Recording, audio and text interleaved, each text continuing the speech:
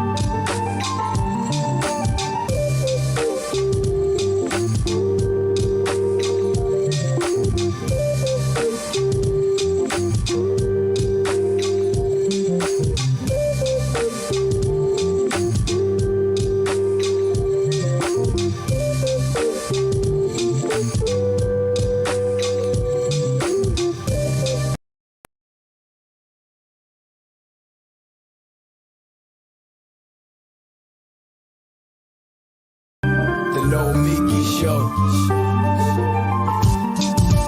Clash momentarily for class solidarity. Cash circulating, give the masses back its currency. Greed from elites, oligarchs stay fed. Deep state, faith fed, everybody break bread. Racism, homophobia, sexism, religion in this melting pot we live in. Time to build a new system, unionize labor rights.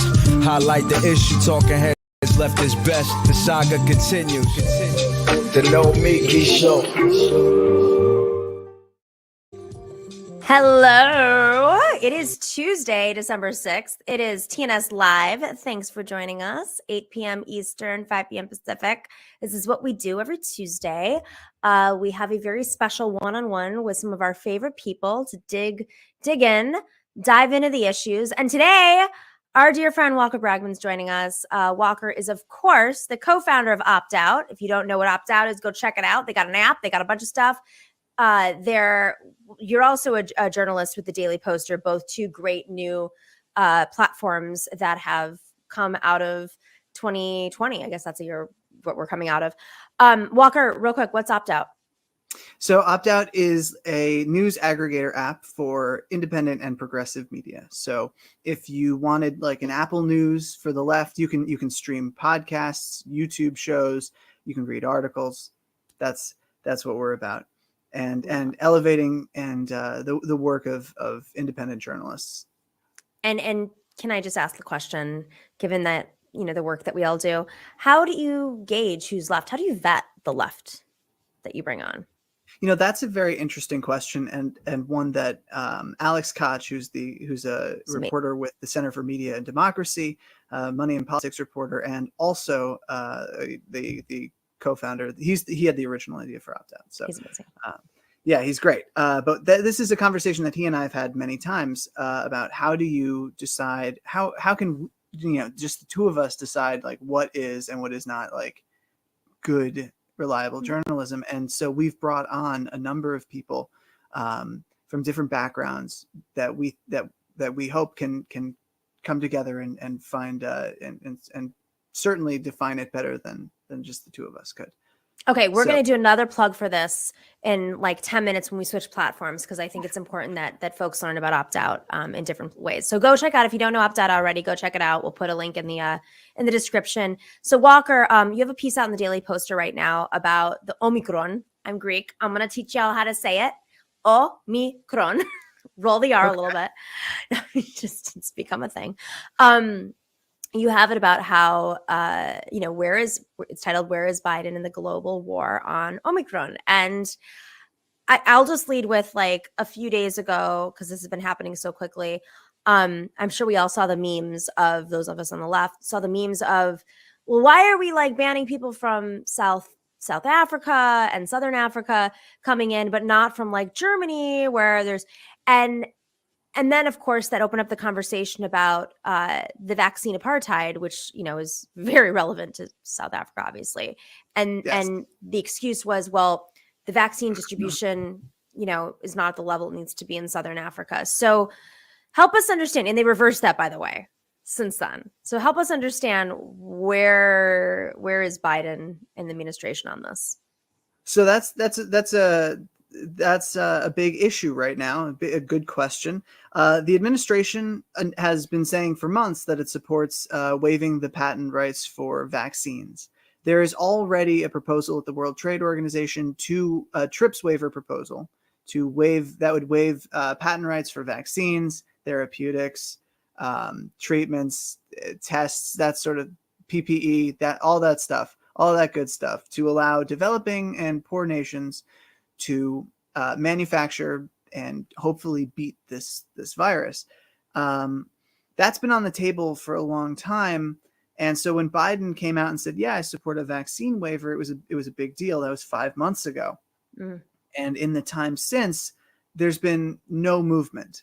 In June, the World Health Organization set up a technology transfer hub in South Africa, which would give end-to-end technology for the vaccines to developers who would then give it to poor and middle-income countries and mm-hmm. Vaccinate.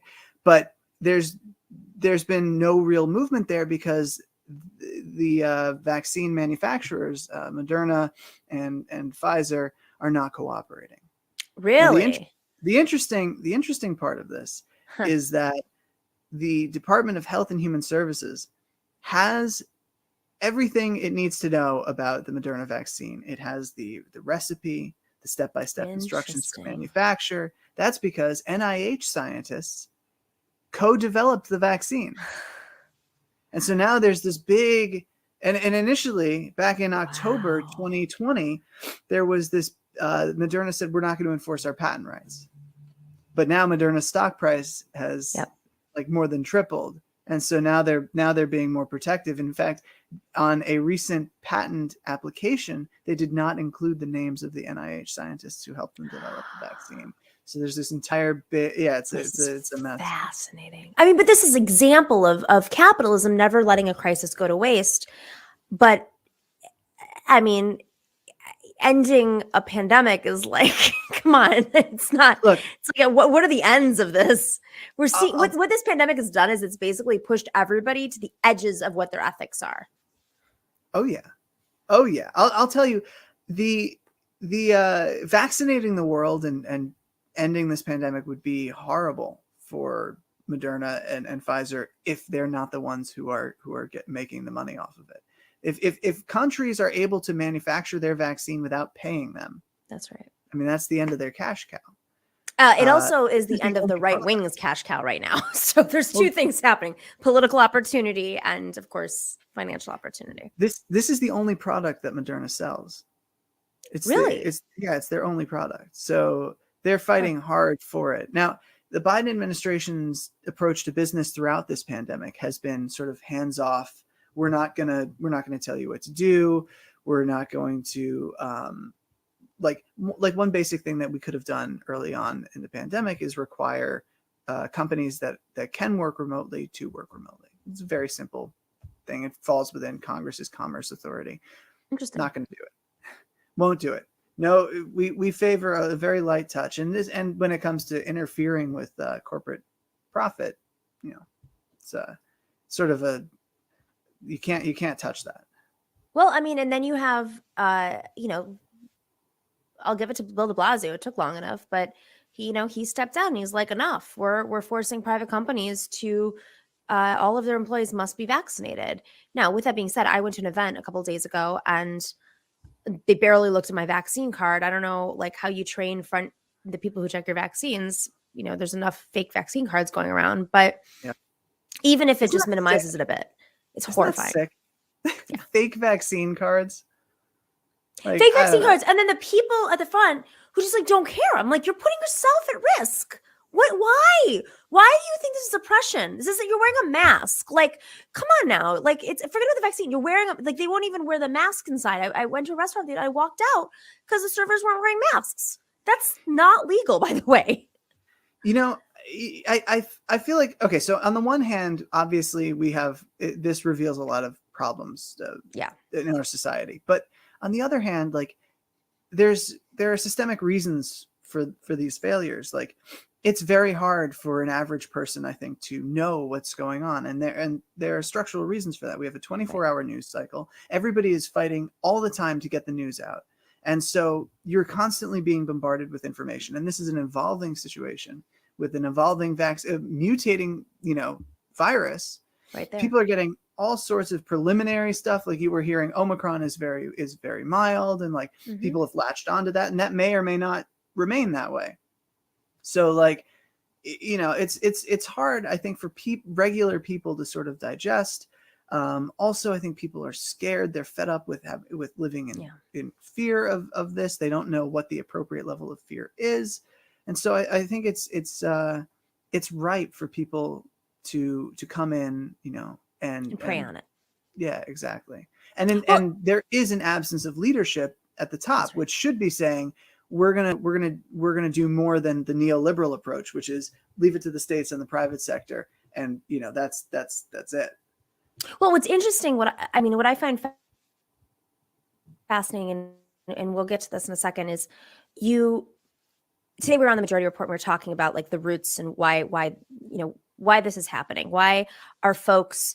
It's one thing for the right wing to distrust, taking the vaccine because Donald Trump says so. It's another thing for folks I know, and I'm sure you do too, who I would have never thought would be radicalized, but like have pivoted in a matter of a year from being, progressive people who supported Bernie and like do yoga and like are holistic to being full on right wingers who are supporting, everything that Donald Trump speaks on. And there's, there are people who vacillate. And I think the ecosystem, the media ecosystem has presented opportunities for every flavor to tap in. And then, this is a political tactic. I would love to say that this was some sort of conspiracy, but if you study political science, you know how you meet people where they are and you try to bring them in. This is what you learn when you're doing messaging and organizing. And it's just classic organizing. Meet people where you are and you bring them in. Like, it's like for us on the left, like, okay, you're going into Thanksgiving and you have an uncle there who is a union member, but might be a little bit racist, but like, okay, let's talk about Medicare for all. Okay, I'm into Medicare for all. Great, let's talk about and then suddenly he's voting for Bernie Sanders by the end of Thanksgiving because you met him where he was and you found an issue that was common. They're doing the same thing on the right.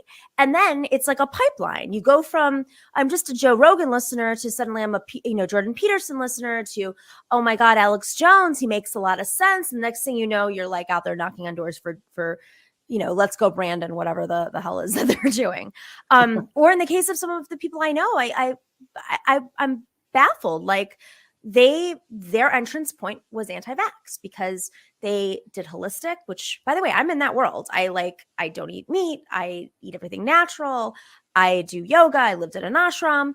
Kombucha, as you know, that's where it starts, Naomi. That's where it starts. Oh my God, maybe this is like our clickbait. I'm just going to say kombucha 3 times, and then this is how people are going to get deprogrammed. Like Sam brings in the libertarians. I'm going to bring in, if you like to do yoga, go to ashrams, drink kombucha.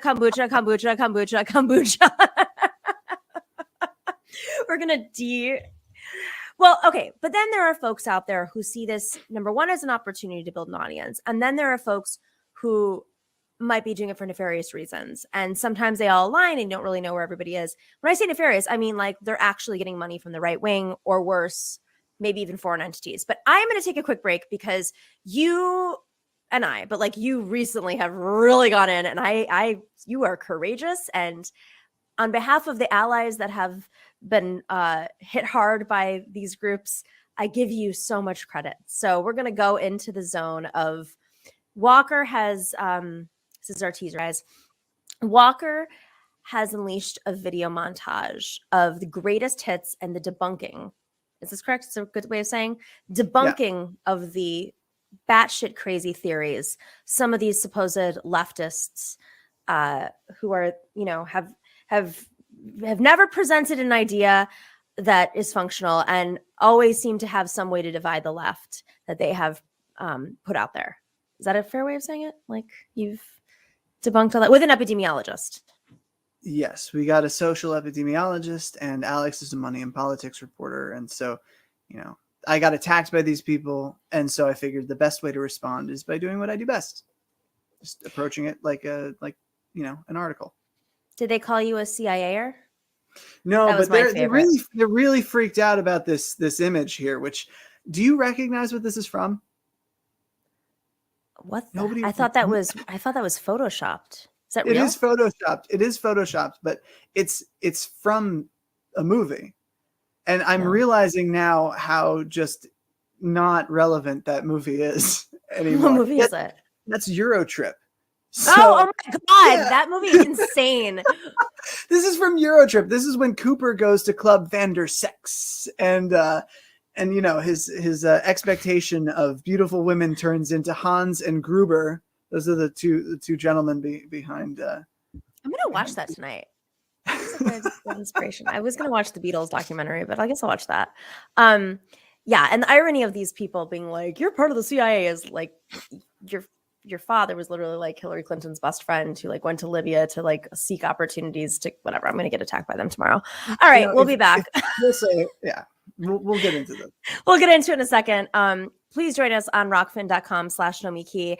As you all know, Rokfin is a space where they, it's independent media. You're not sitting here, completely dependent on the algorithms. As you know, Walker, very well, the algorithms have us completely controlled in that one day you're doing great. The other day, the next day the CEO is brought up in the Epstein papers or something. And then the left is like, I wish I was joking, but I was reading this thread on the Epstein, the Maxwell thing today. And I'm like, how many CEOs resigned the first day of the Maxwell trial?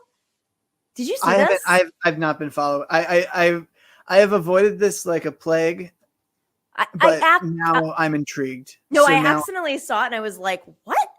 Is there like a day of the week when every board of directors meets and then they just like every December 1st, and we just weren't aware, every December 1st, like a ton of CEOs have to step down. It was weird. Anyways, well, we're not going to talk about that at all. Well, maybe a different day I'll have like someone from QAnon on, or not QAnon, not QAnon. Oh my God. The other one. Jesus Christ. My kombucha's already hit me. See? What is it called? The one that they do that's your entry point. QAnon. Although if I had someone from QAnon on, I would love to debate them. I would love to see what they have to say. You can't get through to somebody like that. There wouldn't be a debate. It would be a I don't know, like a yell down. You're right.